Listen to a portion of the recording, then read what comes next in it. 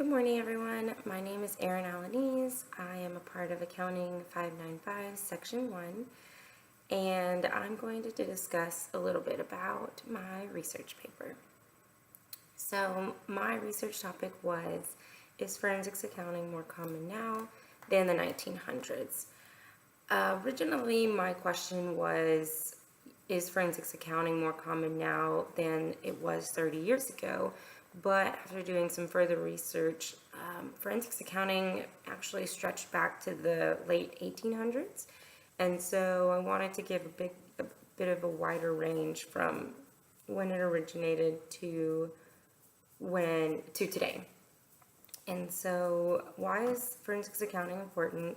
Forensics accounting is important because it relies solely on the investigative side. Unlike auditing or accounting services or even tax for that matter, in forensics accounting relies heavily on evidence and facts. And forensics accounting is more commonly referred to as a search tool for fraud.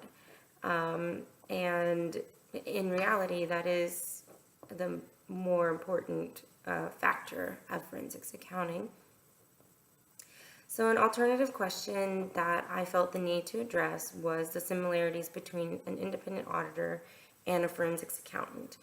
Independent auditors rely solely on providing assurance and basically issuing an opinion. And so with an independent auditor's role, they're not there to investigate. They're not there to drill the client. They're not there to find fraud. If they happen to stumble upon it, then that's great. We caught something. But independent auditors are mainly there to just give assurance. And when I mean assurance, I mean with their financial statements. So in a perfect world, a client will come to you, say that they need to be audited, they need to clean things up, see where there's holes, and that's what an independent auditor would do. They would take all of the client's information, make an assessment, and provide an opinion. Whereas forensics accountants, they do a little bit more of the grunt work. They perform investigations, interrogations, and they're usually brought in by a third party. So there typically are cases where there's a whistleblower within the company, and that's just how the fraud becomes uncovered. And once that happens, then the investigation is launched, and the forensics accountants will come in and start their job.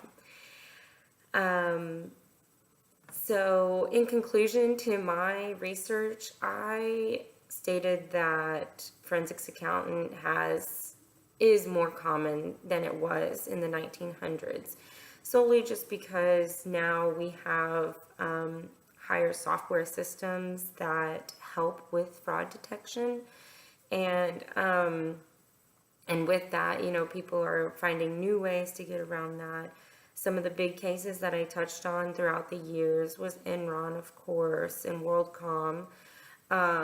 There was a case, I don't remember off the top of my head, that happened in the 1900s, and also Al Capone tax evasion. Forensics accounting is what had to take place in order to drill down and investigate into that. And so that was a pretty cool takeaway that I had. And it was really just nice to see the evolution of forensics accounting from the time it basically started in the U.S. to today. And so potential implications going forward, I don't think that there are. And some other questions that could be generated for research would fall back with the independent auditors compared to the forensics accountants. And so that's my research paper. Hope you guys enjoy. Thank you.